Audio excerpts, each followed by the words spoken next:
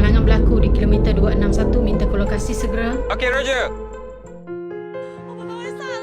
Hero saya adalah abah saya. Abah selalu cerita yang dia selalu menolong orang di lebuh raya. Abah saya kerja tak tentu masa. Tak kira hari panas ataupun hari hujan. Raya tahun ni pun abah kena kerja.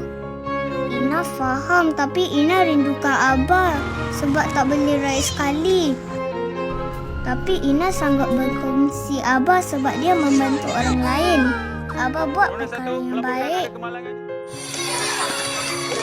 Ina sayang abah. Ina nak jadi seperti abah.